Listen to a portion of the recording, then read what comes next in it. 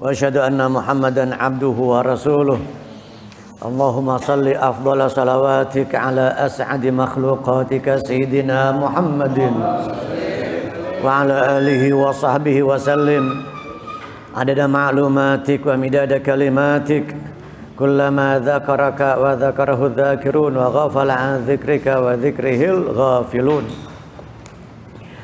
Rabbi syarah li sadri wa yassir li amri wahlul 'uqdatam min lisani yafqahu qawli wa saddid lisani wahdi qalbi bihaqqi sayyidina Muhammad wahdi qulubana bihaqqi sayyidina Muhammad sallallahu alaihi wa alihi wa sahbihi wa sallam. Masyarul hadirin wal hadirat, kaum muslimin muslimat jamaah masjid Baitur Rahman rahimakumullah. Alhamdulillah, puji syukur kehadirat Allah Ta'ala Jalla Jalaluhu wa Ta'ala fi'ulah. Malam ini malam ke-28 di bulan Rajab, di penghujung Rajabul Ashab 1443 Hijriah.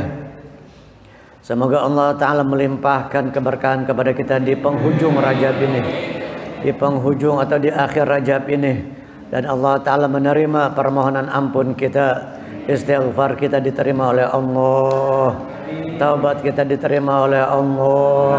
Amin ya rabbal alamin. Oh iya, saya mumpung ingat, besok malam Rabu, besok malam 29 Rajab, majlis bulanan, majlis burdah bulanan di kediaman kami Ma'had Al-Imdad, Pondok Pesantren Al-Imdad. Besok malam Rabu diharapkan kehadiran Bapak Ibu semuanya, yang hadir maupun yang tidak hadir, mungkin yang mendengar suara saya ini, yang di perjalanan atau yang di jalan, yang di luar masjid, yang di rumah. Yang di rumah, ada yang dengar nggak nih yang di rumah? Sampai nggak suara saya keluar nih? Nah, sampai suara keluar di luar masjid nggak? Apa suara dalam aja? Oh, suara dalam ini. Kenapa nggak pakai suara luar? Nggak boleh. Tapi jangan disamain sama gonggongan anjing, jangan. Masa luar nih. Masa suara taklim adzan disamain sama gonggongan anjing, astagfirullah. Ya mudah-mudahan Allah Ta'ala kasih hidayah. Amin. Kalau ada yang menyamakan suara adzan, menyerupakan suara adzan dengan waliyadzubillah, semoga Allah Ta'ala berikan hidayah, taubat, kesadaran kepada beliau-beliau, kepada fulan bin fulan, amin ya rabbal alamin. Kalau memang itu betul, tapi nggak tahu itu settingan, editan apa betul. Wallahu a'lam bishawab. Tapi ya viral kan, mutawatir kabarnya. Kalau dalam ilmu hadis istilahnya itu kabar yang sudah betul-betul viral itu namanya kabar mutawatir. Kabar mutawatir. Semoga Allah Ta'ala sampaikan kita ke bulan Sya'ban hingga bulan suci Ramadan, amin ya rabbal alamin. Jadi besok malam Rabu majlis burdah bulanan, penutupan. Dibilang penutupan ya penutupan. Jadi kita nggak ngadain 2 kali, berarti 2 bulan. Jadi April sama Mei. Insya Allah ketemu lagi nanti bulan Juni. Ketemu lagi nanti insya Allah bulan Juni. Besok kan 1 Maret. 1 Maret bertepatan dengan malam ke-29 Rajab, sekaligus peringatan Isra Mi'raj, sekaligus memperingati Isra Mi'raj Nabi kita Muhammad sallallahu alaihi wasallam. Kita baca sedikit dari kitab Az-Zahrul Basim, kitab Zahrul Basim fi Atwari Abil Qasim, kitabnya Habib Utsman Mufti Betawi, pengarang kitab Sifat 20, Irsyadul Anam, Babul Minan, Risalah 2 Ilmu, Adabul Insan, Perhiasan Bagus, Qawanin Syar'iyyah, dan masih banyak lagi karangan-karangan beliau. Di antaranya kitab Az-Zahrul Basim fi Atwari Abil Qasim. Ulama-ulama, kiai-kiai, guru-guru di Betawi dulu di Jakarta, kalau bulan Rajab Isra Mi'raj jangan dibaca ini kitab Habib Utsman Zahrul Basim, bukan maulid. Yang dibaca itu ketika peringatan Isra Mi'raj. Kalau orang Sunda nyebutnya Rajaban. Rajaban karena di bulan Rajab. Di bulan Rajab, Rajaban. Syawal, Syawalan. Baca Yasin, Yasinan. Baca Tahlil, Tahlilan. Tahlil itu, apa itu tahlil? Apa itu tahlilan? Bacaan la ilaha illallah. Bukan berkat. bukan besek ya. Identik sama besek sama berkat. Tahlil itu atau tahlilan bacaan ucapan la ilaha illallah.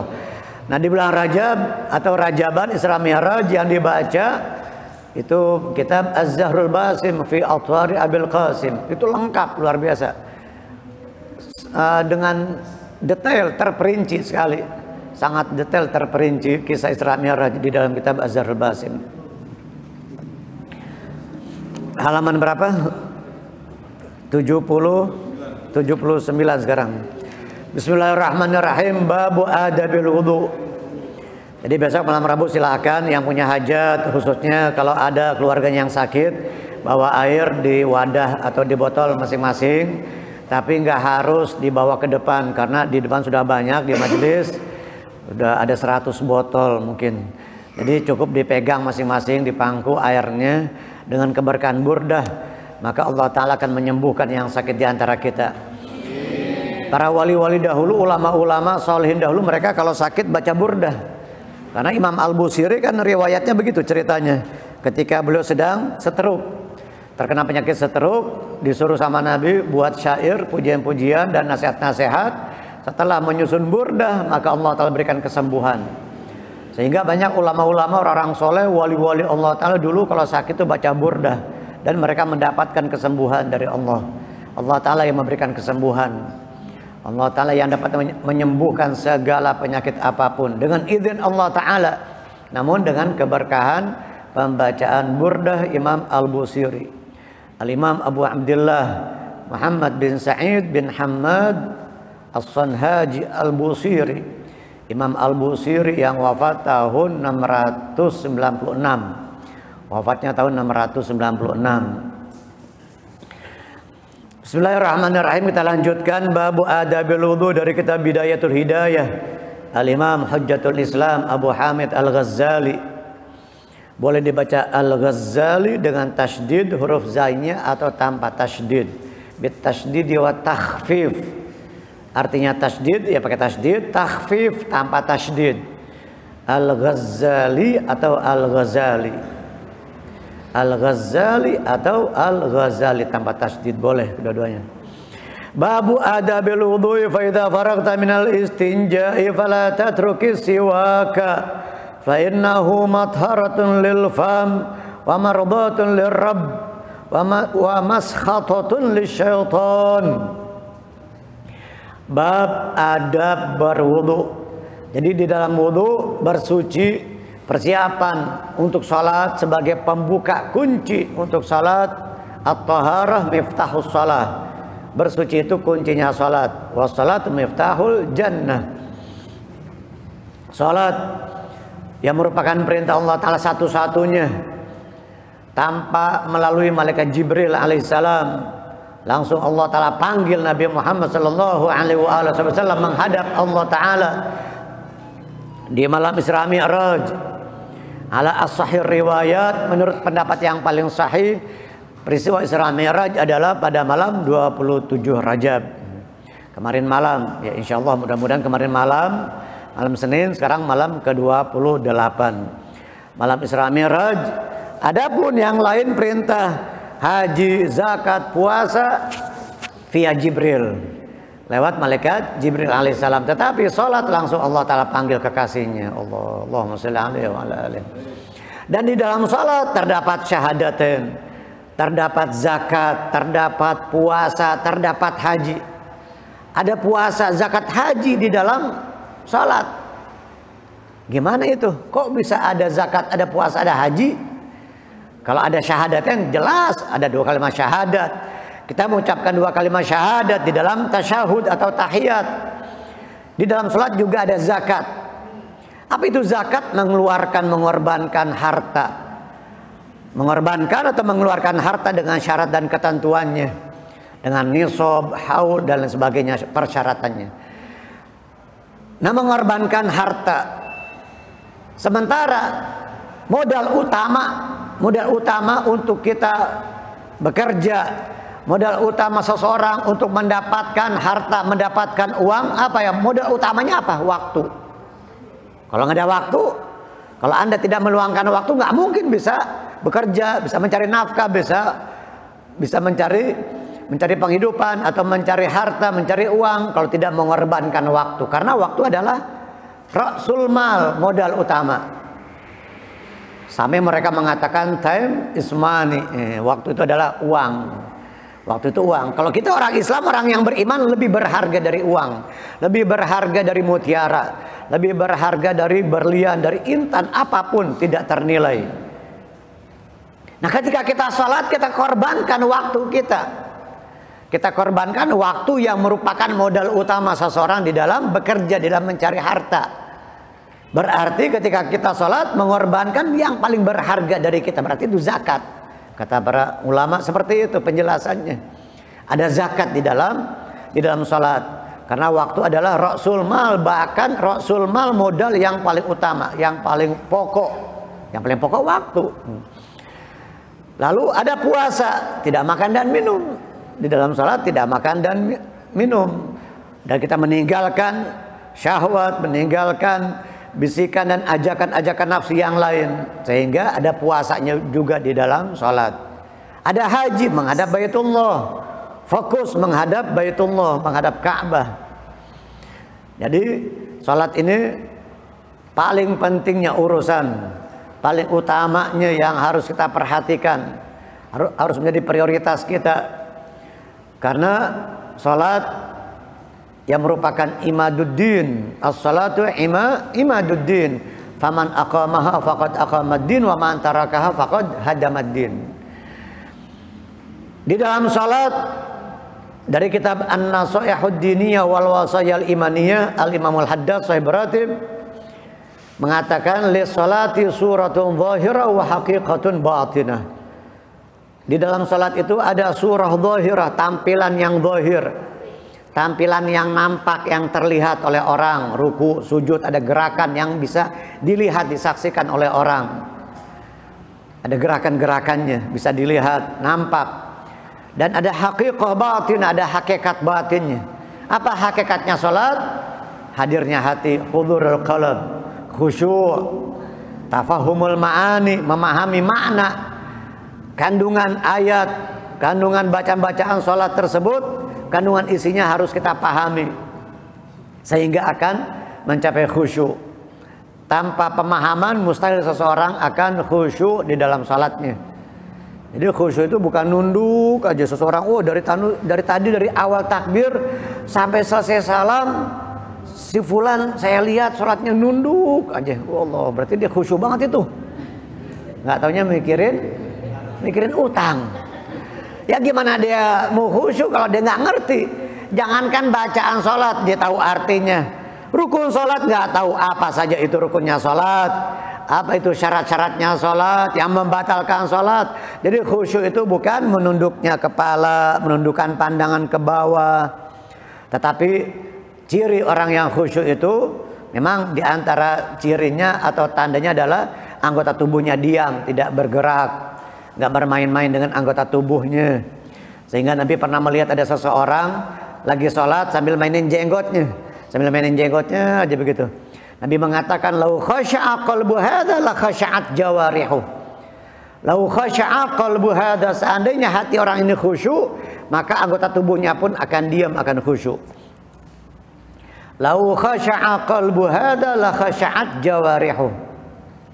Tetapi nggak jadi patokan, bukan jaminan seseorang yang nunduk aja itu orang yang khusyuk. Karena inti khusyuk penyebab seseorang akan mencapai khusyuk itu dengan tafahumul ma'ani, atau an ya'lamal insan bima yaqulu wa yaf'al.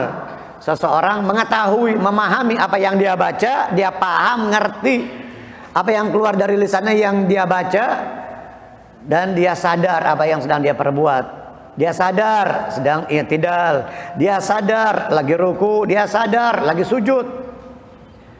Jangan cuma fisiknya sedang ruku dan sujud, hatinya kelayaban, hatinya lagi jalan-jalan, lagi kondangan, lagi ke pasar, lagi di kantornya dan sebagainya. Tidak bersama Allah Ta'ala, hatinya bersama makhluk, hatinya dengan atasannya, lagi ngobrol sama bosnya, hatinya sama manusia, sama makhluk. Jangankan hati kita yang menoleh dari selain Allah, Sebagaimana wajah kita makruh menoleh tidak ada hajat, ketika tidak ada hajat, tidak ada kebutuhan, makruh kita menoleh ke kanan dan ke kiri di dalam salat. Tapi kalau ada hajat boleh, ada keperluan boleh. Misalkan kita lagi salat sendirian di dalam rumah, tiba-tiba jendela terbuka dengan sendirinya. Wah, apaan tuh? Kaget kita. Pas kita lihat, nggak taunya kucing. Kirain maling apa gimana. Lalu di pertengahan sholat kita noleh, nggak apa-apa noleh. Itu ada hajat, ada kebutuhan, ada keperluan darurat. Kalau kita nggak noleh, nanti takut ada yang bahaya, ada yang mengancam keselamatan kita, garong atau nggak taunya pas kita noleh ya kucing. Noleh sekedarnya. Tapi kalau nggak ada hajat, nggak ada kebutuhan, makruh.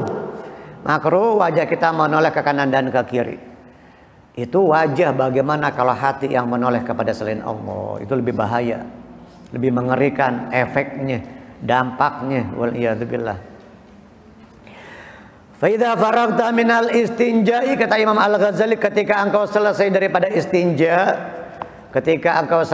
istinja, bahasa kita cebok istinja, fala tatrukis siwaka, jangan tinggalkan siwak. Jadi sebelum berwudu itu pakai siwak yang terbuat dari kayu arak namanya, kayu arak, pohon arak yang dibuat siwak, ini kayu arak. Kalau nggak ada kayu arak yang dijadikan siwak, maka dari pelepah pohon zaitun. Tidak ada dari pelepah kurma, tidak ada pelepah kurma, maka dari pelepah pohon zaitun. Tidak ada pelepah pohon zaitun, baru dari segala sesuatu yang kasar, yang dapat membersihkan gigi, yang dapat membersihkan mulut. Ya termasuk sikat gigi. Jadi waktu pakai sikat gigi niatin sebagai pengganti dari siwak. Sebelum wudhu pakai sikat gigi, niatkan sebagai pengganti dari siwak, dari kayu arak. Tapi habis pakai sikat gigi, pakai siwak juga yang beneran, yang sunnah ini. Jangan pakai sikat gigi sebagai pengganti dari siwak, itu aja. Cuma pakai sikat gigi aja, nggak pernah punya siwak. Nggak pernah punya siwak yang sunnah, yang beneran, yang asli nih. Yang 2 rakaat pakai sholat pakai siwak lebih utama, lebih baik dari 70 rakaat tanpa siwak. Jangan malu, jangan gengsi bawa siwak. Nah, anak muda khususnya, anak muda. Mana anak muda? Nggak ada. Cuma Rizky doang anak mudanya. Jadi anak muda, wah bangga ngantongin Marlboro, wah subhanallah, Ardat apalagi tuh, merek-merek luar, ngantongin rokok, ngantongin sigaret, bangga. Apalagi mungkin yang mahal, yang dari luar, yang mereknya keren, ya Allah. Dia malu kalau gantungin siwak di saku bajunya, bawa siwaknya. Bapak-bapak juga begitu. Bukan cuma anak muda, yang tua-tua juga kadang bangga kalau bawa rokok, bangga bawa cerutu. Apalagi mungkin ada yang haram lagi, kalau itu masih khilaf. Ada mengatakan makruh dan sebagainya. Jadi kita harus bangga ketika kita bawa kayu arak yang dijadikan siwak. Ini sunnah Nabi. Nah, di antara manfaat faedahnya siwak adalah fa innahu matharatun lil fam, dapat membersihkan mulut. Dapat membersihkan mulut. Wa mardhatun lirabb, mendatangkan ridhonya Allah Ta'ala, menjadikan Allah Ta'ala ridho kepada kita. Ya Allah, apa itu ridho? Senang, bangga, Allah Ta'ala suka, cinta kepada dia. Wa ridwanun minallahi akbar, keridhaan dari Allah Ta'ala itu yang paling besar. Yang paling besar itu bukan harta, bukan jabatan, bukan pangkat, tetapi yang paling besar di atas segala-galanya adalah ridhonya Allah Ta'ala. Ketika seseorang sudah Allah Ta'ala ridhoi, sudah Allah Ta'ala limpahkan keridhoannya, kira-kira ini orang hidupnya bakal sengsara, sedih atau bahagia? Pasti bahagia. Pasti bahagia hatinya. Di dunia apalagi nanti di akhirat. Menjadi orang yang paling beruntung, orang yang paling bahagia, orang yang paling sukses, orang yang paling mendapatkan keberuntungan yang abadi selama-lamanya. Ketika Allah Ta'ala mengatakan, "Uhillu alaikum ridwani fala askhatu alaikum ba'dahu abada." Hari ini, saat ini aku halalkan keridhaanku kepada kalian. Aku tidak murka lagi. Aku tidak benci lagi kepada kalian. Udah halal keridhaan Allah Ta'ala selama-lamanya. Allah Ta'ala sudah ridho kepada penghuni surga selama-lamanya. Ya Allah.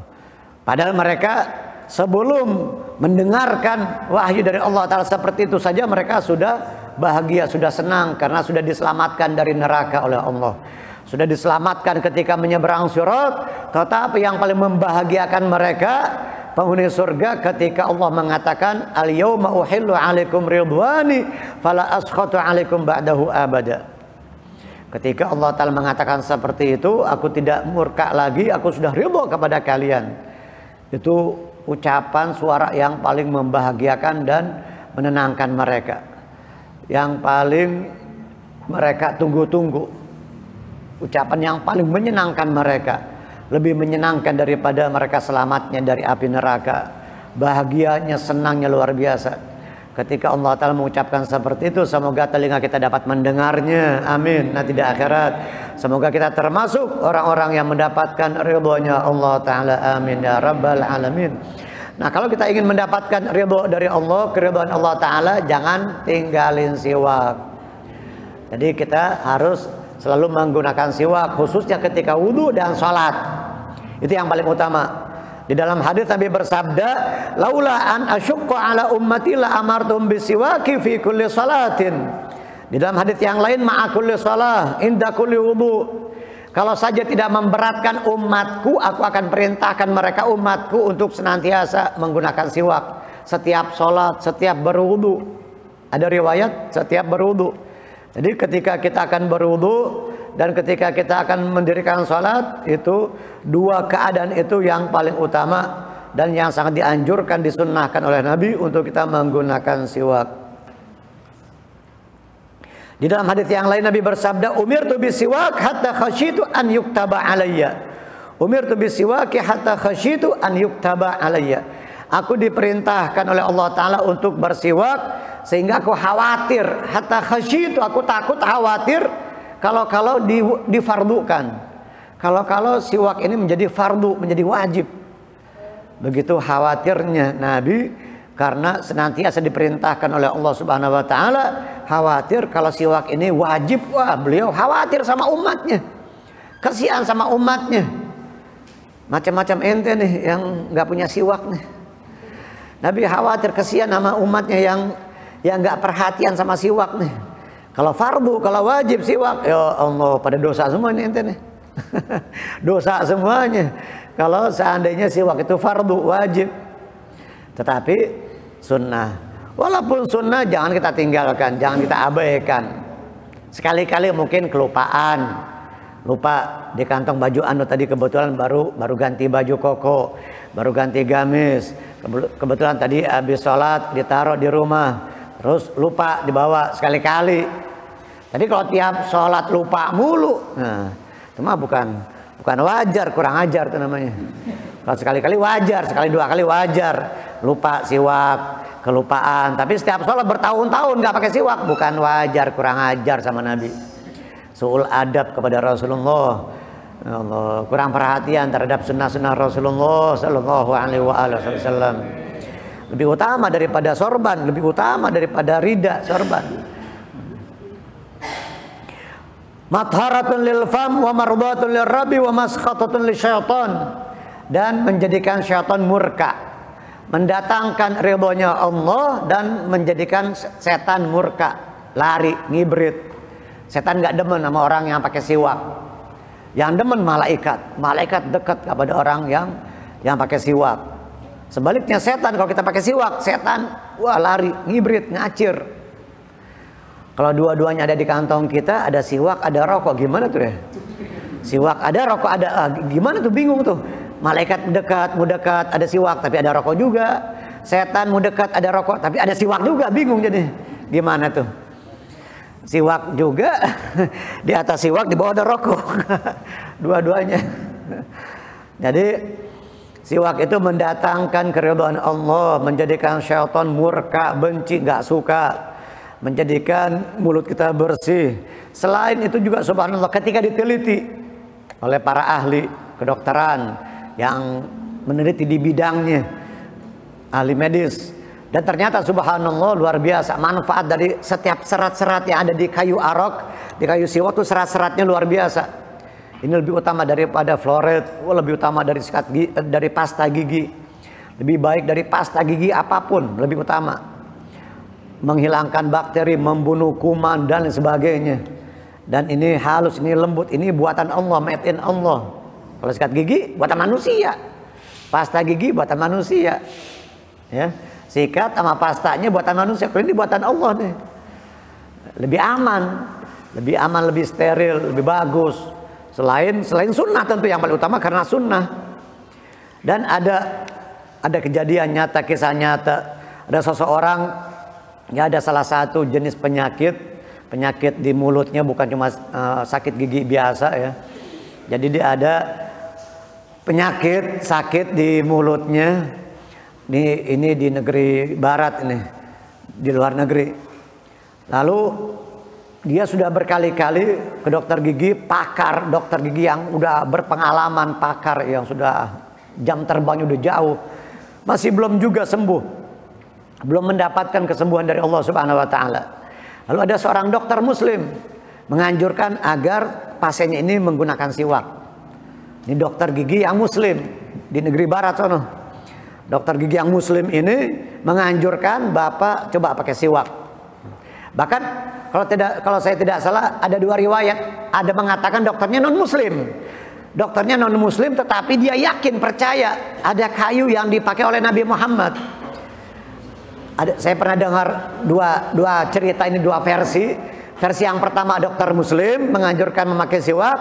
Versi yang kedua dokter giginya non Muslim tetapi dia mengatakan coba Anda pergi ke negeri Arab cari kayu Muhammad, kayu yang dipakai oleh Muhammad. Kan dia ngomongnya Muhammad aja karena non Muslim. Kayu yang dipakai oleh Muhammad katanya setiap dia mau beribadah dipakai tuh itu kayunya. Itu yang dimaksud kayu arok, ini kayu siwak. Yang dimaksud dengan kayu arok atau siwak. Tapi dia nggak tahu. Tapi dia yakin bahwasanya kayu arok, siwak ini besar sekali manfaat dan khasiatnya. Si dokter non Muslim tadi. Sehingga si pasien itu dia cari tuh kayu arok, kayu siwak, dia gunakan, tidak lama sembuh. Subhanallah sakit giginya.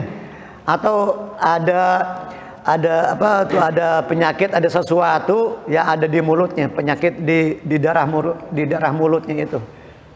Subhanallah. Allah Ta'ala berikan kesembuhan, keberkahan daripada kayu arok atau kayu siwak ini. Padahal itu dokter non Muslim, tetapi dia sudah meneliti dan dia sudah menemukan manfaat daripada khasiat kayu siwak atau kayu arok ini. Nah kadang kita umat Islam nih, kalau sudah dokter yang berbicara baru kita yakin. Ya, udah dokter yang ngomong, apalagi yang udah botak, yang udah profesor, ya udah jam terbangnya udah jauh, udah sepuh, wah yakin bener. Tapi giliran Allah yang berfirman, Nabi yang bersabda, apa iya? Kok bisa? Kurang yakin. Nggak percaya, kurang yakin. Tapi kalau giliran manusia, dokter yang ngomong, percaya, yakin banget. Ya Allah, ini menandakan kelemahan iman seseorang. Imannya lemah, dia lebih percaya sama manusia, lebih percaya sama manusia biasa, sama makhluk dibanding sama Nabi Muhammad SAW. Padahal Nabi tidak berucap melainkan wahyu dari Allah pencipta langit dan bumi.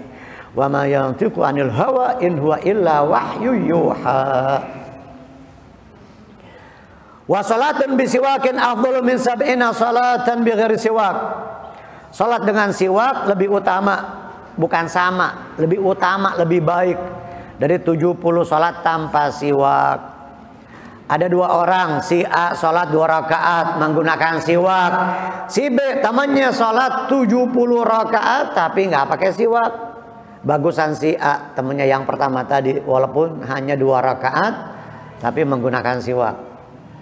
Temannya 70 rakaat tanpa siwak.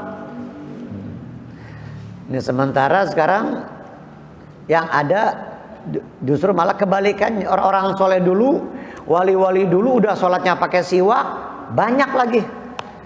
Ente udah nggak pakai siwak, dikit lagi. Udah nggak pakai siwak, dikit lagi. Mereka udah pakai siwak, banyak lagi jumlah sholatnya. Padahal yang sholat sedikit pakai siwak saja lebih utama daripada yang banyak tapi tanpa siwak. Sementara keadaannya sekarang malah kebalikannya. Mereka para aulia, orang-orang soleh sudah sholatnya banyak pakai siwak. Kita udah sedikit nggak pakai siwak. Padahal yang sedikit pakai siwak saja lebih utama daripada yang banyak tanpa siwak. Sementara kita sudah sedikit tanpa siwak. Mereka orang-orang soleh dahulu udah banyak pakai siwak. La ilaha illallah. Udah nggak sebanding, nggak kekejar, nggak bakal kekejar mereka. Jangankan mengejar mereka, mendekati kedudukan mereka saja udah sulit sekali ya. Susah banget. Ilmunya, kesolehannya, istiqomahnya di dalam mengerjakan syariat Allah, menjalankan sunnah-sunnah Nabi sudah terbukti, teruji kesolehannya, terbukti dan teruji istiqomahnya dan sebagainya. Belum lagi ilmunya, ibadah-ibadah lainnya. Wa salatun bisiwakin afdalu min sabina salatan bighairi siwak. Salat berjamaah begitu juga. Salat berjamaah lebih utama daripada 27 derajat. Salatul jamaati afdalu min salatil fardhi bi 27 darajah. Jadi kita udah pakai siwak, salat berjamaah. Nah, luar biasa tuh. Berlipat-lipat ganda pahalanya. Barakahnya, karunia-Nya dari Allah Ta'ala. Jangan kita udah salat sendiri nggak pakai siwak lagi. Udah sendirian nggak pakai siwak. Sementara teman kita udah berjamaah di masjid, di musola atau di majelis ta'lim, atau mungkin di rumahnya juga berjamaah. Ketika dia tertinggal di masjid dan di musola, buat berjamaah sama anak istrinya atau sama istrinya, sholat berjamaah di rumah. Berjamaah juga namanya. Jadi paling sedikit kan 2 orang, makmum sama imam. Imam dan 1 orang makmum, itu sudah dikatakan berjamaah. Ithnani fama fawqahuma jamaah. Tetapi afdalnya di masjid dan di musola. Biar yang di rumah istri kita sama anak-anak kita yang perempuan. Nah, kecuali mungkin sekali-kali untuk tarbiyah, untuk mendidik, membiasakan mereka. Ketika kita tidak di masjid, maka berjamaah dengan anak istri kita di rumah. Jadi jangan kita tinggalkan sholat berjamaah. Jangan sholat kecuali senantiasa usahakan berjamaah. Selalu sholat berjamaah. Jangan sholat seorang diri, rugi kita. Ada seorang ulama, Al-Imam Ubaidillah bin Umar Al-Qawariri. Syekh Ubaidillah bin Umar Al-Qawariri ini beliau tidak pernah meninggalkan sholat berjamaah. Suatu kali kedatangan tamu di malam hari, sibuk menservis, menjamu tamunya, nyiapin makan malam dan lain sebagainya. Akhirnya beliau, ya Allah, saya nggak sholat berjamaah ini. Dicari-cari ke masjid anu dia keliling, sudah tutup, udah nggak ada orang yang sholat berjamaah lagi. Sudah dia tidak menemukan lagi orang yang sholat isya berjamaah. Akhirnya beliau mengulang sholat isyanya sebanyak 27 kali. Sholat isyanya diulang-ulang sampai 27 kali. Dia tertidur, di dalam tidurnya dia bermimpi.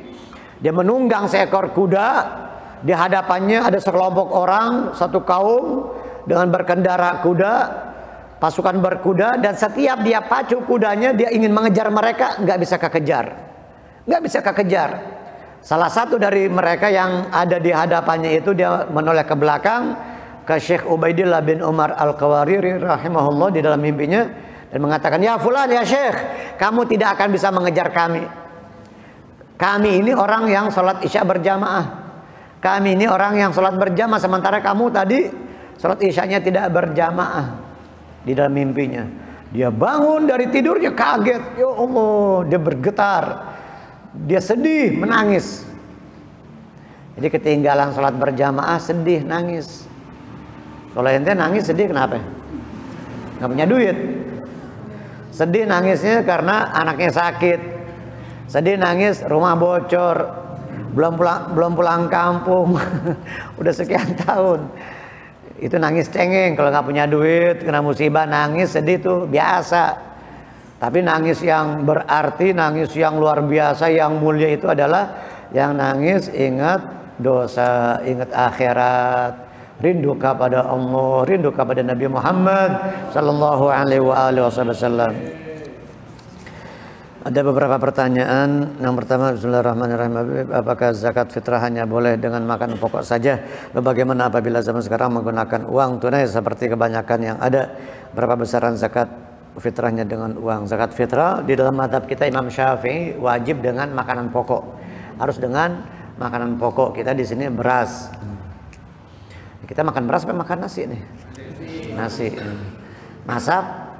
Kalau masak apa? Masak beras mesti, bukan masak nasi.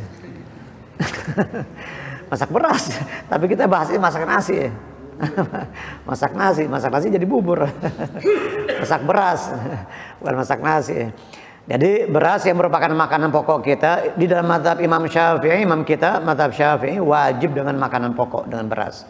Ada pendapat imam mazhab itu Imam Abu Hanifah, Imam Nu'man bin Thabit, Imam Abu Hanifah, Imam Nu'man bin Thabit boleh dengan uang. Boleh dengan uang. Tetapi beda takarannya lebih banyak. Lebih banyak. Kalau kita kan satu mud itu ini nih. Apa satu sok itu 4 mud. Satu mud itu sekitar 700 gram. Sebagian fuqaha mengatakan 675 gram. Taruh 700 gram, kita genapkan 700 gram atau 7 ons. Kali 4 2,8. Kita genapkan 3 kilo dah. Jadi antara 2,7, 2,8 kilo sampai 3 kilo. Itu satu sok. Zakat fitrah atau zakatul badan disebutnya. Zakatul fitri, zakatul fitrah, zakatul badan. Disebut juga dengan zakatul Ramadan atau sedekah Ramadan nama lainnya. Tetapi biasa kita menyebutnya zakat fitrah. Wajib dengan makan pokok satu sok 4 mud, arba'atu amdad. Satu mud sekitar 700 gram, 7 ons. Taruh 2,7, 2,8 atau kita genapkan 3 kilo. Afdolnya, dan memang kita harus biasakan dengan makan pokok karena kita mazhabnya Syafi'i. Boleh, ya mungkin karena berkembangnya zaman, ya sebagian ulama sekarang boleh, tetapi kita mengikuti takaran Imam Abu Hanifah. Itu lebih banyak.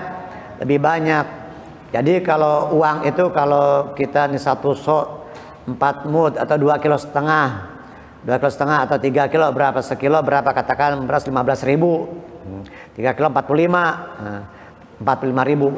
Menurut beras yang kita makan, sesuai dengan jenis beras, level beras yang kita makan. Jangan kita makan yang 15.000, yang buat zakat yang 8.000. Itu namanya curang alias bakhil, alias pelit, koret, pelit, meregehese, cek orang Sunda mah meregehese. Tahu meregehese? Bukan bahasa India itu, bahasa Sunda, meregehese. Ngasih juga susah, meregehese. Itu yang bakhil, pelit, meregehese. Jadi dia makannya beras yang 15.000, buat zakat yang 10.000, yang 8.000. Ya Allah. Kalau bisa lebih baik, lebih bagus. Yang selevel, yang setara beras yang kita makan, atau yang lebih baik lagi, yang lebih bagus lagi. Ini zakat fitrah yang hanya setahun sekali, hanya di bulan puasa, di bulan Ramadan. Tetapi yang paling utama, yang banyak orang abaikan ini zakat mal, zakat harta. Zakat fitrah mah gampang, cuma 50.000, 45.000, 50.000. Atau juga beras cuman hanya 2,5 kilo atau 2,7 atau 3 kilo. Gampang, enteng, cuma beras 3 kilo. Setahun sekali 10 kilo. Sekarung juga mungkin berat, enteng. Kalau cuma setahun sekali. Sekarung pun enteng, hanya setahun sekali. Tetapi zakat mal yang 2,5% dari tijarah, dari perdagangan, 2,5% dari emas yang kita simpan, emas batangan, emas antam, atau perhiasan yang melebihi batas wajar. Perempuan pakai perhiasan boleh, sunnah, tetapi dalam batas wajar. Kalau melebihi batas wajar maka kena zakat. Tapi kalau perhiasan yang sekedarnya, yang sewajarnya, nggak kena zakat, nggak ada zakatnya. Anting, kalung sedikit, cincin juga sedikit. Jangan kalung 2 kilo, gelang 5 kilo, itu kena zakat. Jalan keberatan.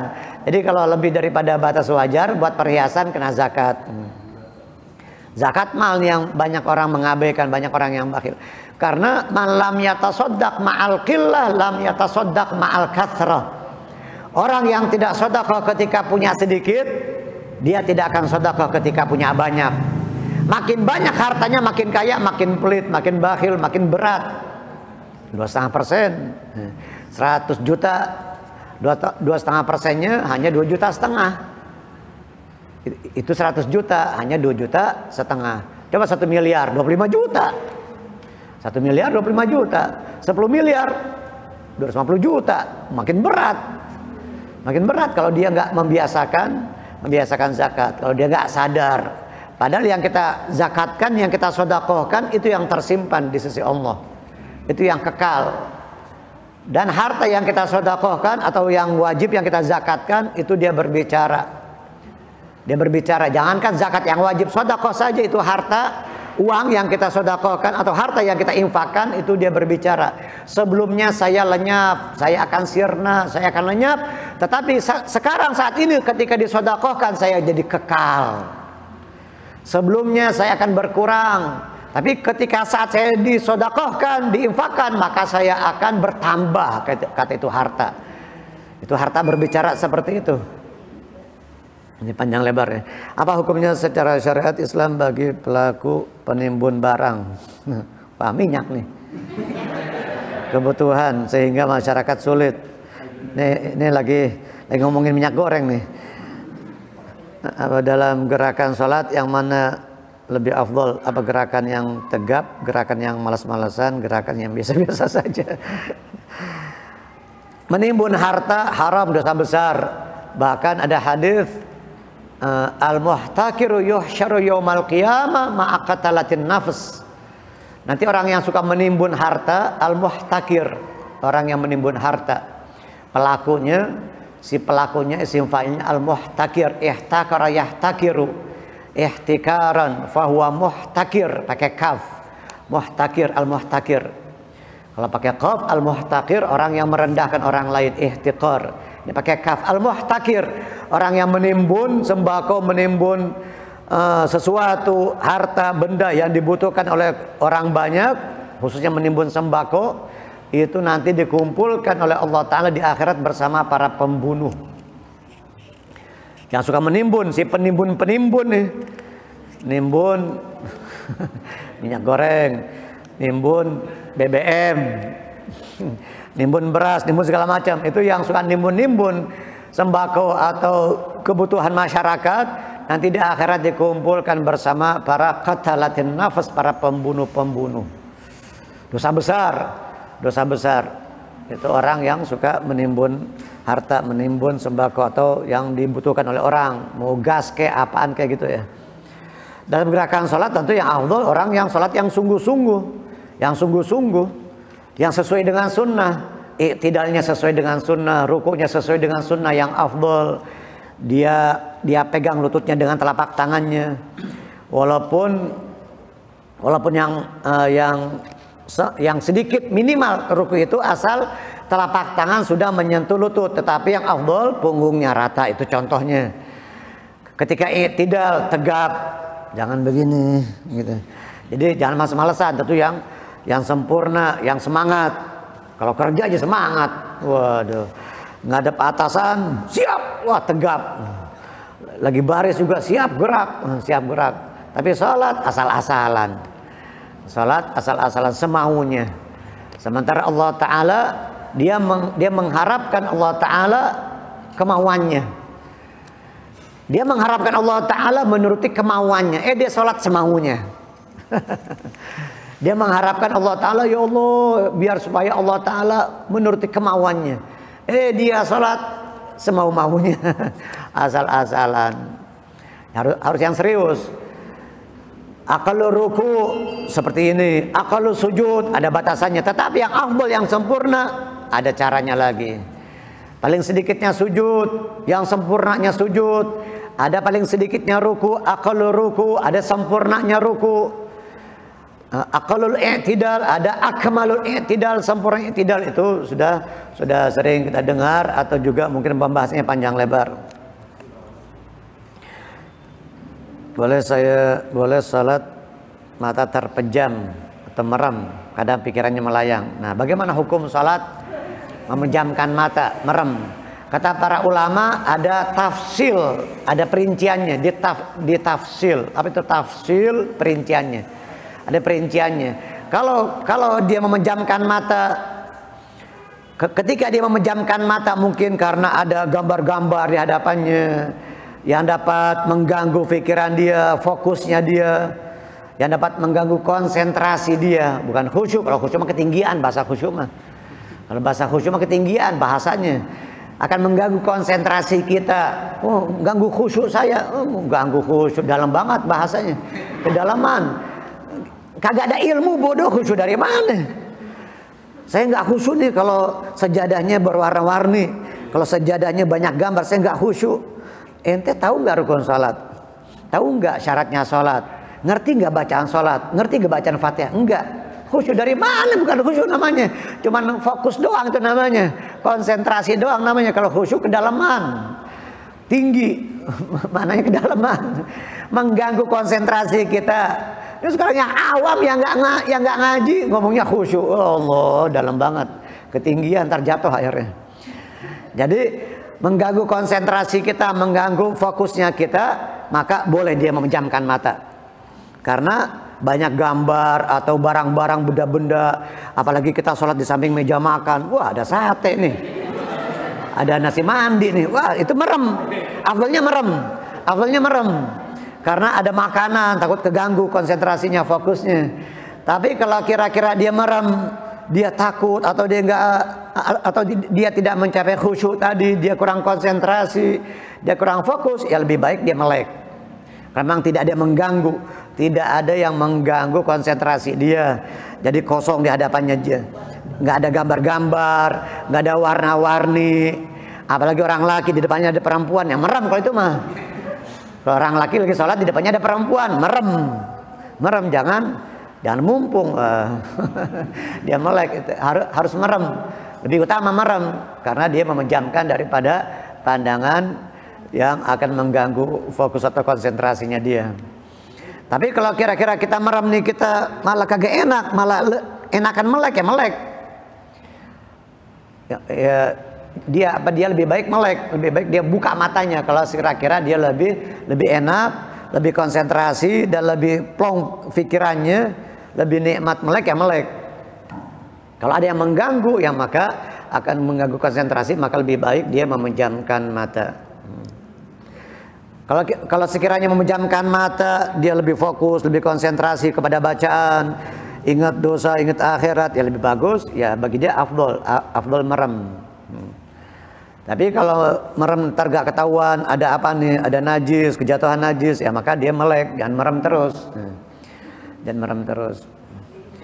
Jadi menurut keadaan, kondisi dan situasi serta keadaan hatinya, mana yang lebih utama, yang lebih nikmat bagi dia, yang lebih fokus konsentrasi, maka itu yang dia pilih.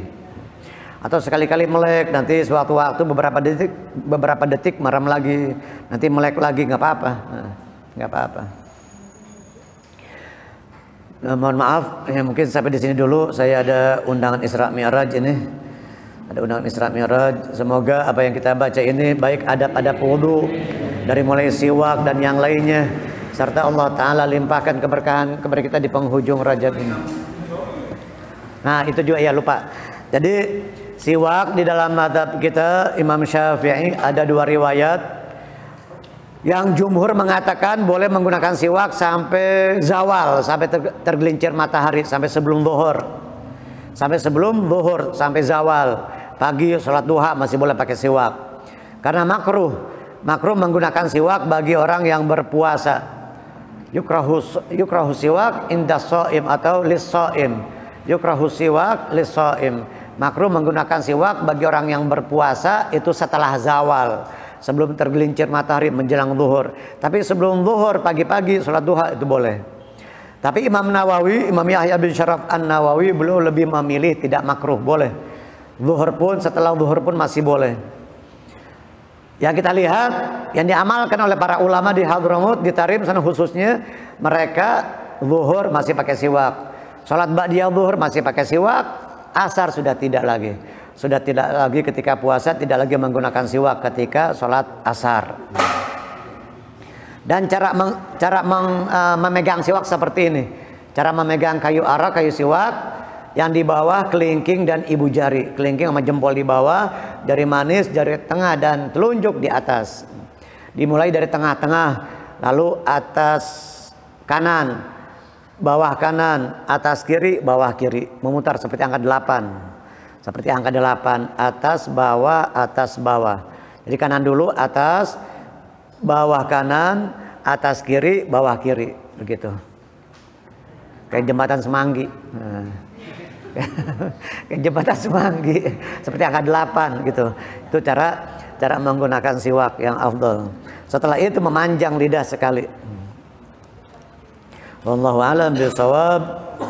Wa ilaihil marja' wal ma'ab. Ya Rabbana atarafna bi annana qatarafna wa annana asrafna ala lagha ashrafna fatub alaina tauba taghsil li kulli hauba.